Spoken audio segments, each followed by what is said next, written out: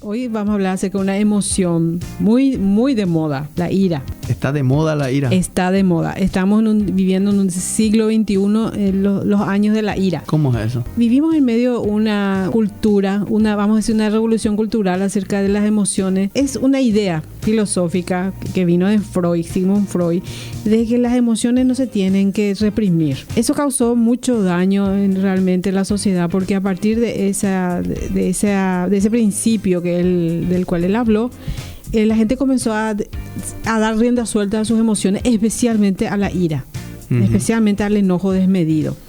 Tanto así que se volvió un problema. Y a partir de ahí, era Daniel Goleman, que no hace tantos añitos, porque Freud lo hizo hace ya en la década del 50, 40, 50. Daniel Goleman en 1990 fundamentó con un libro, La inteligencia emocional, el tema de que las emociones no tenemos que dejarlas salir nomás, sino que tenemos que controlarlas y lograr un equilibrio entre razón y emoción, ¿verdad? Educar las emociones. Educar las emociones, ¿verdad? Pero todavía rige en el ambiente el tema de que así como te sentís, así explotar nomás, tenés que decir, si no te vas a sentir mal si no decís lo que pensás. Más de una vez escuché a distintas personas decir, no, si yo callo lo que siento ahora, yo me muero. Me muero o exploto. Bueno, técnicamente explotan, ¿verdad? Sí, no, yo ya caputa, así que no digo lo que pienso. ¿Qué es la ira? ¿Qué son los ataques de ira? ¿Cómo manejar eso? ¿Qué podemos hacer? ¿Cómo identificar cuando ya se convierte en un real problema para la persona y para los que le rodean? La ira es una emoción legítima. En sí misma, la ira no es como cualquier otra emoción. Solamente que cuando perdemos el control de ella es cuando se vuelve un problema. Sí. Cuando hablamos del tema de inteligencia emocional, habíamos dicho de que realmente nosotros tenemos dos mentes. Una mente racional, lógica, que piensa, y una mente emocional que siente, que intuye. Y cuando hay conflicto entre ambas, es cuando se pierde el control de las emociones y ellas llegan a causar problemas. A ese tipo de problemas, cuando las emociones controlan a la persona, a ese tipo de situaciones, Daniel Goleman le llamó secuestro emocional. Cuando se pierde el control, cuando las emociones toma el control de la persona, le pasan encima a la... Sí, cuando la persona pierde el control de sus emociones, especialmente en el tema del enojo, la ira, se le llama entonces secuestro emocional. Imagínate, la palabra misma ya implica, ¿verdad?, de que la persona ya perdió el control de sí misma. Sí. Entonces ahí es cuando sucede un ataque de ira, o sea, la ira ya descontrolada. Y eso es lo que estamos viendo continuamente en el día a día. Yo quiero leerte justamente el trozo de un periódico. Una noticia en los Estados Unidos, desde el estado de Milwaukee. Dice, esto fue del mes de mayo. El jefe de policía de Milwaukee dijo: estamos viendo una población muy enojada, que ya no van a los puños, sino van directo a las armas. Cuando preguntamos, ¿por qué le disparó a este tipo?, la respuesta es: él tropezó conmigo, o miró a mi chica de manera equivocada. Dijo el comisionado de policía también dijo el comisionado de policía de Filadelfia, Sylvester Johnson. No es como que están dando vueltas alrededor haciendo disparos. Sus argumentos son realmente estúpidos. Mientras los argumentos siempre han formado un gran número de homicidios, la policía dice que el punto de activación ahora viene más rápido. En los robos, dijo el jefe de policía, incluso después de que la persona se da por vencida, el tipo con la pistola le dispara de todos modos. No teníamos tanto de eso antes. A sangre fría, o sea que es más fácil ahora perder el control. Hay toda una cultura que ayuda a eso, ¿verdad? Inclusive el estímulo de los medios de comunicación también. Como que le autorizan a la persona a perder el control de sus emociones más fácilmente que años antes, que décadas antes. ¿Cómo sería eso? Estimulan la vista, estimulan los sentidos, ver, por ejemplo, nosotros prendemos el televisor a ver casi cualquier película de acción. Al instante estamos viendo ya 1, 2, 3, 4, 5 homicidios. O personas que sencillamente se enojan y sacan ya un arma y solucionan el problema asesinando. Estamos viviendo un tiempo difícil en ese sentido. Además de que la ira en sí mismo a pesar de que es una emoción legítima, puede llegar a dominar tanto a una persona que se convierte ya en un problema específico de psicológico, psiquiátrico. Puede llegar inclusive a trastornar la vida de una persona de tal manera que necesite tomar medicamentos. Vamos primero a hablar acerca de algunos parámetros para que podamos definir bien qué es la ira. ¿Cómo nosotros sabemos que estamos teniendo este problema? Cuando va más allá de una emoción natural. Emoción natural que de repente se descontroló, pero que no llevó a ningún tipo de consecuencia negativa, ¿verdad? Pero sí, estos son algunos ítems de un test para medir la ira. Y uno de ellos y tenemos que hacer nuestras preguntas si nos identificamos con esto.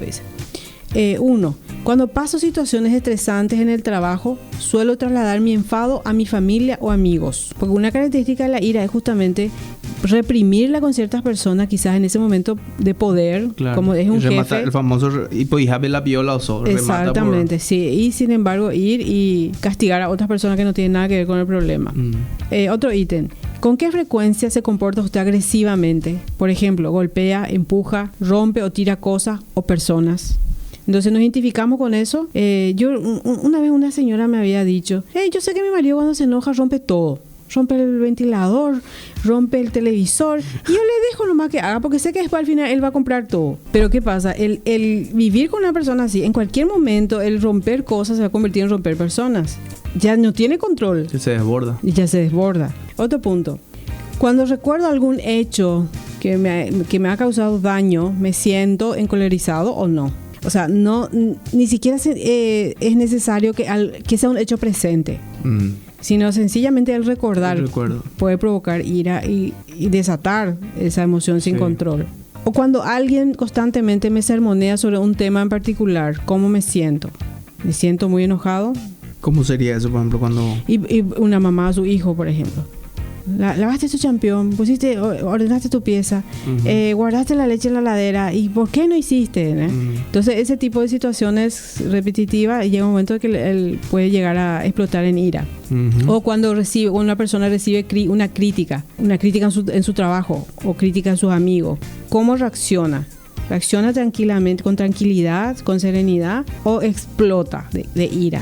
O cuando recibe una injusticia. El otro es ¿cómo reacciono cuando recibo una injusticia? Porque la injusticia es uno de los puntos, uno de los detonantes de la ira. Bueno, pero la pregunta es, ¿cómo reacciono ante la injusticia, verdad? Sí. Pero lo normal sería que que tenga ira. Sí. Lo normal. Y ahí es cuando la ira es positiva. Y cuando yo estoy frente a una injusticia, tengo que sentir ira. Ahora, esa ira se descontrola, le pego a alguien a causa de eso, quiero matarle al que cometió la injusticia conmigo, o lo hago.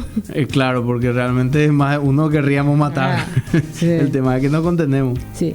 Cuando me siento molesto, siento ganas de lastimar o humillar a quien me hizo enfadar, quiero agarrarle así del pescuezo, quiero humillarle o le humillo. Me encolerizo cuando la gente se ríe de mí. Cuando me enfado de verdad, grito o me encargo de que los demás sepan cuán enfadado estoy. Fantaseo con vengarme o conseguir revancha de alguien. Me molesta cuando otros no aprueban mis acciones o sencillamente lo acepto como sabiendo que somos todos diferentes y que no siempre vamos a estar de acuerdo en el mismo punto. No me enfado fácilmente, pero cuando estallo lo hago muy rápido. Yo soy tranquilito o tranquilita hasta que explota. El famoso acá en guaraní ese mañezú, callado. Sí, calladito, hasta que te saca la garra y te juega la yugular. Me enfado fácilmente, incluso por cosas triviales. Y esta es la pregunta del $1,000,000. Cuando conduzco, me molesto fácilmente o insulto a los demás conductores si conducen mal o van demasiado lento o demasiado rápido.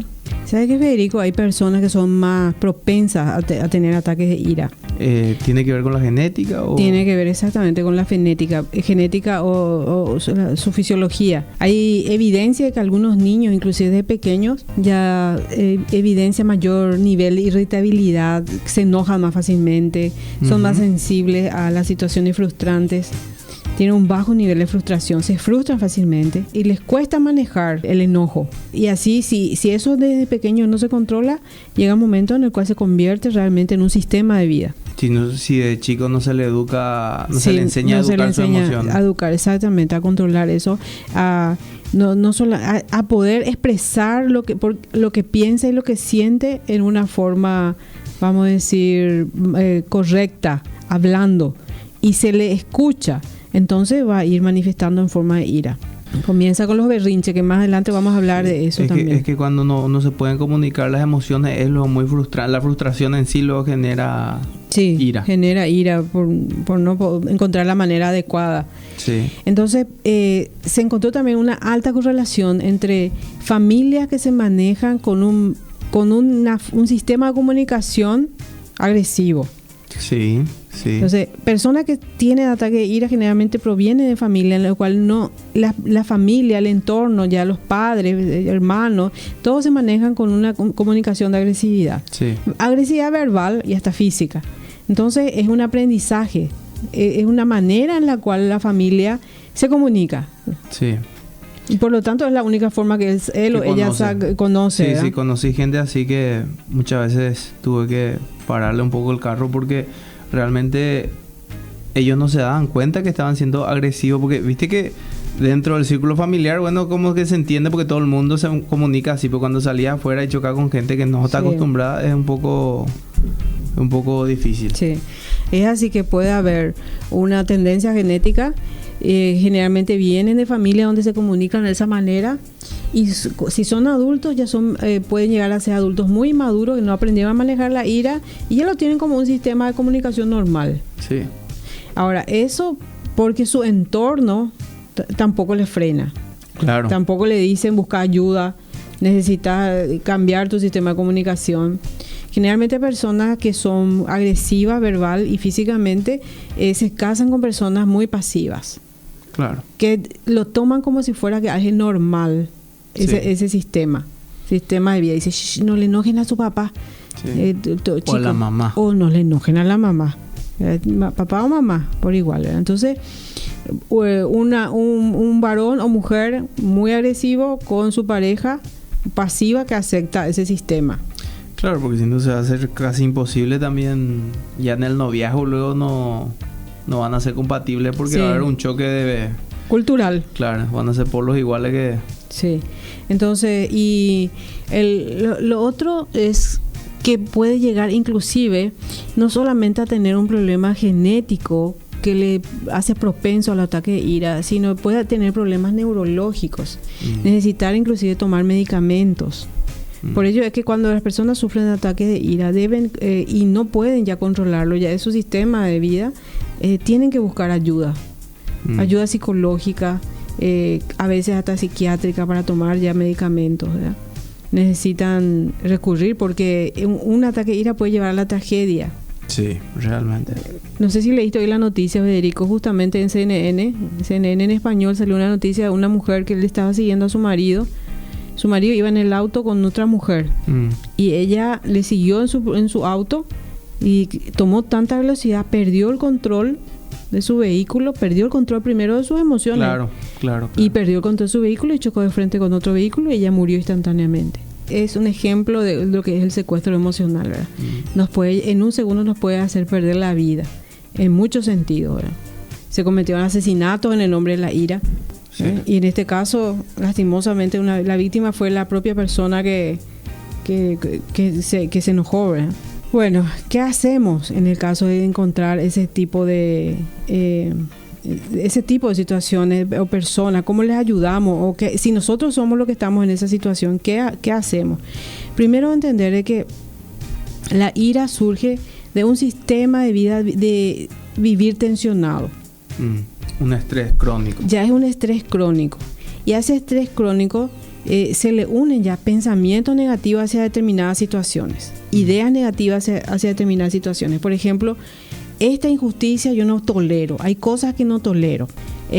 Puede ser que mi jefe me diga esto, o que la injusticia en el trabajo no tolero, eso no lo voy a tolerar. Entonces la persona, desde el momento que se dice a sí mismo que no va a tolerar, cuando llega a esa situación no lo tolera. No, se preparó para no tolerar. Se preparó su mente para no tolerar. Entonces ese pensamiento es un pensamiento que le arrastra hacia la acción. O si uno se dice a sí mismo, yo no me puedo controlar, y se repite eso las suficientes veces, uno llega a creer eso. No, hay gente totalmente convencida de que cree que se va a morir si es que se contiene. Sí. Realmente, sinceramente, cree que se va a morir, que le va a parar el corazón. Sí, porque hay detonantes externos, situaciones externas a la persona, y hay detonantes internos. La persona ya se hizo toda la película en la cabeza. Sí. Y ya actúa nomás ya el papel que ya tenía él ya programado. Sí. ¿Verdad? Entonces la persona que vive airado, entonces no necesita ni siquiera que suceda algo negativo. De ahí también que la famosa teoría que cada uno crea su día o crea su realidad, ¿verdad? En el sentido de que cuando vos estás convencido que todo el mundo te va a joder, que todo el mundo te va a quitar cosas en cara, que tu jefe te va a maltratar, vos terminás generando la situación. Como para que eso suceda. Sí. Volvemos al tema de la profecía autocumplida, ¿verdad? Exacto. Entonces, en el caso de los ataques de ira, la terapia psicológica se centra en reorganizar la forma de pensar que tiene la persona. Sí, porque tengo entendido que tiene que ver también con las conexiones neuronales, las redes neuronales que se arman. Sí, porque las redes neuronales se forma un hábito alrededor de eso. Sí, se conectan y cada vez más rápido la información o la conectividad es más... Sí, es más rápida. Sí. Y eso se debe reprogramar, es como una reprogramación mental. Se debe reprogramar y crear nuevas ideas, nuevos hábitos, nuevas conexiones neuronales para que la persona comience a pensar y actuar en forma diferente. Hay que resetear el cerebro. Sí, en eso se centra especialmente la terapia. Se llama terapia cognitivo-conductual, ¿verdad? Tiene que ver con lo que la persona piensa y la forma como actúa. Y si necesita medicamentos, entonces se trabaja con un psiquiatra para que pueda tomar medicamentos. Sí. Por un tiempo. ¿Es recomendable, hasta qué punto es recomendable recurrir a los medicamentos? Solamente bajo prescripción médica. Por eso es que el psicólogo y el psiquiatra deben trabajar juntos cuando existe un trastorno de personalidad, como en este caso, en el cual se necesiten tomar medicamentos y tienen que ser recetados y tomarse solamente como el médico dispone. Porque el psiquiatra es un médico especialista justamente en trastornos mentales. Claro, pero tampoco, o sea, uno tiene que pasar por el psicólogo primero para ver si se puede a través de una reprogramación. El psicólogo y el psiquiatra, lo ideal es que el psicólogo y el psiquiatra trabajen juntos. ¿Por qué? Porque el psicólogo va a hacer la reprogramación mental, va a hacer la terapia psicológica. Para el tratamiento de la ira suele durar aproximadamente de 2 a 3 meses. Pero en ese tiempo, si es necesario, entonces también va con el psiquiatra que le va regulando los medicamentos. ¿Y cómo determina si es necesario ir al psiquiatra? Y se determina por la conducta de la persona, si está pudiendo manejar la ira ya o sigue siendo peligroso. Sí, con los elementos que la psicoterapia le aporta todavía sigue siendo peligroso, no se puede esperar 3 meses claro.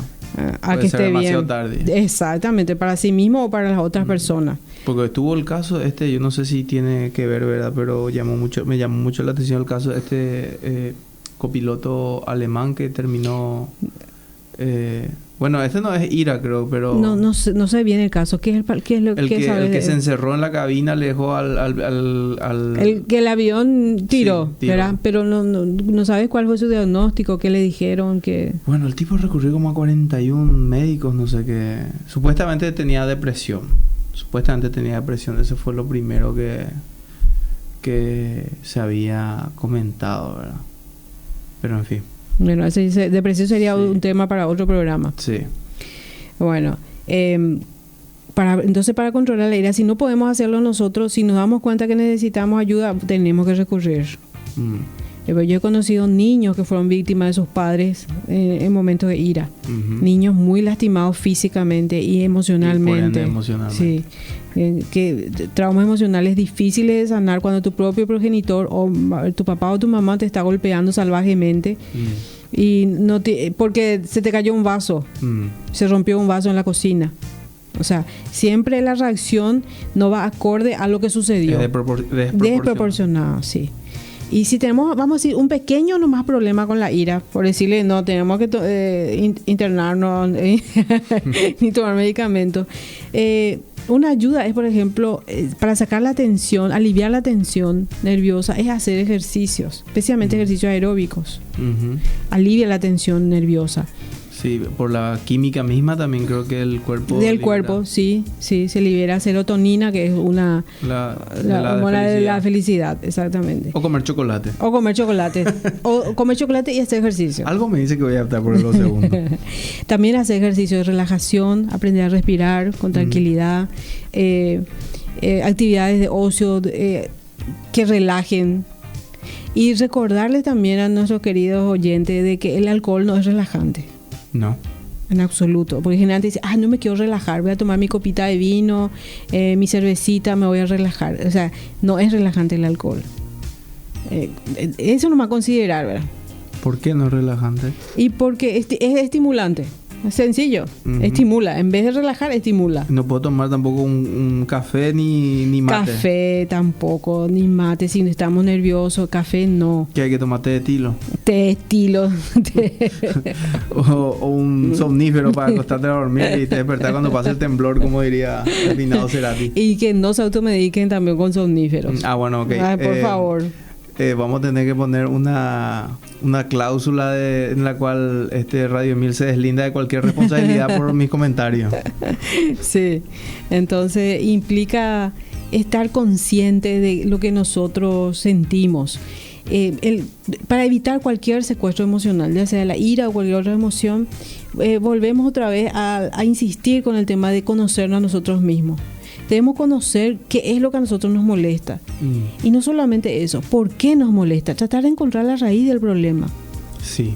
Al mismo tiempo que peleamos contra la conducta, también encontrar la raíz del tema. Conocernos a nosotros mismos y significa que vamos a poder controlar lo que nosotros tenemos en nuestra mente, en nuestros corazones. Aquello que nosotros no conocemos, eso nos domina. Pero mientras que nosotros le pongamos ya nombre, tengo este problema, entonces eso ya implica que ya le estoy agarrando el cuello al problema. Comienza mi proceso de revertir lo negativo que hay en mí. Es como cualquier situación clínica en la cual alguien entra a un hospital y lo primero que los doctores quieren hacer es encontrar la raíz del problema. Sí, hacer un diagnóstico de la persona, del mal que está teniendo. Sí. Es el principio que usan en Alcohólicos Anónimos también. Alcohólicos Anónimos tiene tanto éxito justamente por eso, ¿verdad? El principio es que la persona tiene que declarar que tiene un problema. Hola, soy Juan y soy alcohólico. Desde ese momento empieza su proceso de recuperación, de rehabilitación. Lo mismo con cualquier emoción que a nosotros nos controle. Yo siento ira, yo estoy mal, yo necesito ayuda. Pero para llegar a eso necesitamos nosotros mirarnos a nosotros mismos, atender nuestras acciones, atender lo que pensamos, para poder llegar a una conclusión en qué estamos, en dónde estamos. Pero como decís, muchas veces no queremos hacer eso porque es doloroso. Es doloroso mirarse a uno mismo y encontrar tantas cosas negativas. De repente hay muchos sentimientos de culpa por cosas que hicimos, cosas que dejamos de hacer y deberíamos haberlo hecho. Sí. Entonces preferimos nomás que las redes sociales ocupen nuestra mente, que las noticias ocupen nuestra mente. La ira en los niños pequeños. Las famosas pataletas. Las pataletas. ¿Sí? Ahí empieza todo. Okay. Entonces, son conceptos que debemos considerar para criar bien a nuestros niños. Y saber también, ver las señales en que si nuestros niños están necesitando una ayuda psicológica, ayuda especial para poder superar quizás ciertos problemas que está teniendo. Bueno, nuestro niño pequeñito, nuestro bebé, de repente llega a los 1 año, 1 año y medio y comienza a tener sus pataletas. Es natural hasta cierto punto, ¿verdad? Es normal también de que un niño al darse cuenta de que es un ser separado de sus padres comienza a decir no. No quiere. Tiene voluntad propia. Sí, se dio cuenta que tiene voluntad propia y dice no. Y como todavía no tiene suficiente vocabulario, suficiente madurez como para decir madre, yo decido no tomar la leche caliente, ¿verdad? Entonces, ¿qué hace? Hace una pataleta. Dentro de ese contexto todavía está bien. Entonces ahí es cuando tenemos que saber cómo actuar. Pero después están los niños que pasa 1 año, pasa 2 años, 3 años, 4 años y pasan la edad de 4 a 5 años y sigue con las pataletas. Entonces ya debemos buscar ayuda. Es una señal de que algo no está bien. El pequeñito no se siente bien. Y para eso tenemos que también hacernos ciertas preguntas. Ya, no esperar a los 4 o 5 años para hacernos las preguntas. acerca de nuestros niños. Si se están repitiendo las pataletas, el berrinche, comenzar a fijarnos si no existen motivos más profundos que el desarrollo de su personalidad para que él tenga esos berrinches. Por ejemplo, los celos. Puede ser que tenga hermanito pequeño, que la mamá esté embarazada y que se sienta realmente celoso o celosa. Sí. Y sea una manera de llamar la atención. Es muy común. Entonces los padres deben saber manejar esa situación, no haciendo que él o ella se sienta más celoso, sino haciéndole parte de la llegada del nuevo miembro de la familia. Va a ser el hermanito o la hermanita mayor. Sí, se le debe hacer parte y se le debe no solamente hacer parte hablándole, sino de todos los preparativos, de la compra, incluirla, que no perciba que se le va a dejar de lado cuando llegue el nuevo hermanito. Entonces, los celos suelen ser realmente una causa importante para los berrinches. Lo otro, las pérdidas. Puede ser una mudanza, quizás se vivía antes en la casa de la abuela, ahora ya no se le ve a la abuela todos los días, la familia tiene ya casa propia, o ya perdió un amiguito que era el vecinito y ahora se mudaron, ya no estamos jugando con él. O sea, la pérdida que puede llegar a tener, inclusive por duelo, por muerte, puede llegar, como todavía no sabe manejar sus emociones, entonces expresarlas con un berrinche. Sí. O berrinches repetidos. Claro, que es un intento de transmitir su frustración, su frustración principalmente, sí. Sentirse mal. O debemos también pensar por qué se siente estresado. Ahora también vivimos en un tiempo en el cual los niñitos cada vez más pequeños están yendo ya a la guardería, por el sistema de vida que tenemos, ¿verdad? Que las madres tienen que trabajar, hay que salir afuera, ¿verdad? Y los pequeñitos hasta creo que 2 o 3 años ya están yendo a la escuela.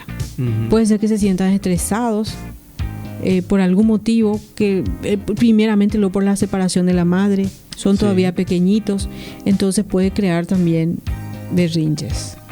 ¿Verdad? Claro, me imagino, sería 2 o 3 años y estar rodeado de otros chicos que están tan confundidos como él, que no están, que por cierto los chicos no son conocidos por querer compartir su espacio, ni sus cosas. Y esa ansiedad de separación de la madre, de su ambiente familiar en el cual él se siente cómodo, se siente protegido, de repente cambia y puede llevarle entonces a tener berrinche. Entonces todo dentro de ese contexto hay que analizar y tratar de ayudarle, y si es posible, si la mamá está en la casa y no necesita salir a trabajar afuera, entonces no apurarse para llevarle al chiquito ya a escolarizarle tan rápido. Claro. O sea, por escolarizarle nomás. No, porque muchas veces se cree que eso es bueno para el niño. Se va a desarrollar más rápido. Entonces lo académico prevalece sobre lo emocional. Y como habíamos visto, justamente esa es la diferencia entre la inteligencia emocional y la famosa inteligencia lógica matemática. La intelectual, ¿verdad? Entonces, si se puede evitar que el pequeñito vaya al colegio tan temprano como de 3 años, entonces se evita. ¿Qué hacer cuando tu niñito tiene una pataleta?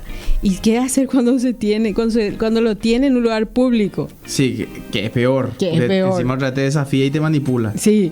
Dijiste la palabra clave, manipulación, ¿verdad? Los pequeñitos muy temprano intentan ya manipular. Sí. Entonces, manipular a papá, a mamá para que hagan lo que él quiere, para que cumplan sus deseos. Y está probando la firmeza y los límites que se le coloca. Sí. ¿Verdad? Entonces, al hacerlo en un lugar público es un show que la familia, por la cual la familia no quiere pasar. Claro. Y por lo tanto, rápido le van a comprar lo que está pidiendo o le van a dar lo que está queriendo, ¿verdad? Se volvió un terrorista al toque, le secuestró a la familia. Sí, el secuestro emocional se convirtió ya en terrorismo, ¿verdad? Entonces, ¿qué hacer? Tratar de mantener la calma. Sí. Eso de por sí ya es difícil cuando se tienen niños pequeñitos y más si son ya naturalmente traviesos, pero tratar de mantener la calma. Y el mantener la calma implica también firmeza. Se recomienda entonces tomarle al niño por los hombros, no sacudirle, tomarle por los hombros y agacharse y mirarle a los ojos, que haya contacto visual.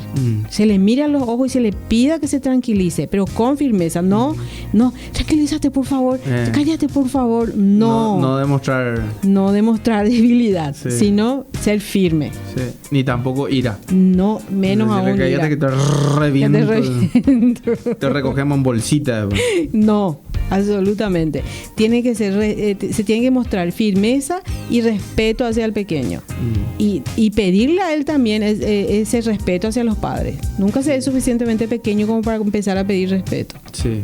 Pero para eso también se le debe respetar. No, es chiquito, no entiende nada. Y debe haber respeto en la familia también. Respeto entre esposo y esposa. Sí, porque es un círculo vicioso. Padres que no respetan a sus cónyuges, hijos que no respetan a los padres. Sí. Y después se vuelve un círculo vicioso de verdad, porque los hijos que no respetan a los padres, pues los padres no respetan a los hijos y se vuelve una cosa, un canibalismo se vuelve. Claro, porque ya no hay autoridad moral para pedir nadie respeto. Nadie tiene derecho a tirar la primera piedra. Entonces generalmente ya nadie luego solicita ni pide respeto. Claro, es un antivalor ya el respeto. Ahí la ley es más fuerte. Entonces sí se le debe respetar a los pequeños, aunque sean muy pequeños, respetarle, ser firme porque ellos sí necesitan límites. No podemos darle todo lo que piden. Tenemos que hacer que ellos sepan esperar. Y es importante, ahí que dijiste, no darle todo lo que ellos quieren. Creo yo que es muy importante también hacerle entender de que no ir con el discurso de no te doy porque no puedo, no porque es muy caro. Porque muchas veces realmente no pasa por una cuestión de precio, sino realmente es que no es prioridad, no necesita a la criatura. La criatura tiene que saber que sus padres no son unos miserables o unos muertos de hambre, sino que sencillamente pueden y no lo hacen porque no conviene. O sea, creo yo que denota más autoridad y orden también en la toma de decisiones. Se hizo una investigación muy interesante en la Universidad de Stanford unos años antes y se le llamó la prueba del bombón. Así se le llamó, la prueba del bombón. Y se hizo con niños de 4 años. Individualmente. Se le habló al niñito, una maestra le lleva al niñito en una sala donde hay una mesa, una silla, y se le pone un bombón enfrente. Y se le dice al pequeño, yo voy a salir, la maestra le decía, ¿verdad? Yo voy a salir ahora 20 minutos de aquí, de esta habitación, y me voy y vuelvo. Si vos, este bombón es para vos. Vos podés comer ese bombón ahora. Pero si vos esperas que yo vuelva en 20 minutos, yo te voy a dar 2 bombones. Ok, dice el niño, ¿verdad? La maestra sale y él se queda solo con el bombón. Esos 20 minutos se volvió una eternidad. Para algunos niños algunos niños enseguida salió la maestra y comieron el bombón. Y otros no. Otros cerraron, por ejemplo, para no comer el bombón, cerraban sus ojos. Otros inclusive intentaron, y todo estaba filmado, otros intentaban dormir. Mirar otro lado. La opción esta del que está airado y que se acuesta a dormir nomás. En vez de amargarle la vida al rollo. Para resistir la tentación. Entonces trataban de dormir. Otros miraban a otro lado, no miraban hacia el bombón. Y todos esos niños que soportaron los 20 minutos recibieron sus 2 bombones al final.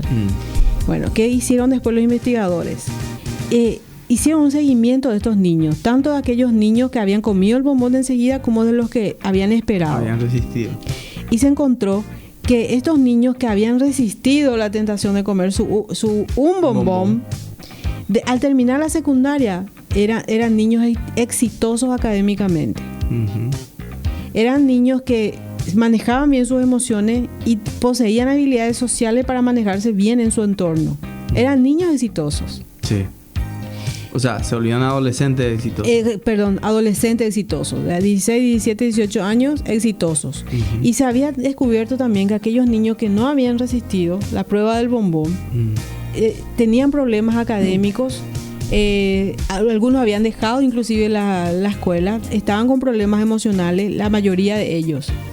Entonces se llegó a la conclusión de que realmente el dominio propio que se aprende ya en la primera infancia sirve para que las personas se puedan poner objetivos a mediano y largo plazo y resistir cualquier tentación de dejar por el camino, de seguir su objetivo. Por gratificaciones inmediatas. Sí. Entonces dejar de lado esa gratificación inmediata por gratificaciones posteriores.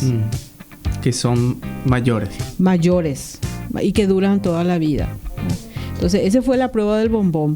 Por eso, esta prueba, esta investigación, nos sirve para reflexionar acerca de qué es lo que le estamos dando a nuestros niños, ¿verdad? Le estamos dando todo lo que piden, nos sirve. Para ver, ¿qué les estamos dando todo? ¿Es conveniente darles todo? ¿O es conveniente hacerles esperar en determinadas cosas? ¿O sencillamente no darles inclusive? Nos hace pensar realmente en el que todo lo que podamos desarrollar en ellos les va a servir toda la vida para dominar sus emociones, dominar la ira, apuntarse a metas que le van a servir, ¿verdad? Para crecer como persona.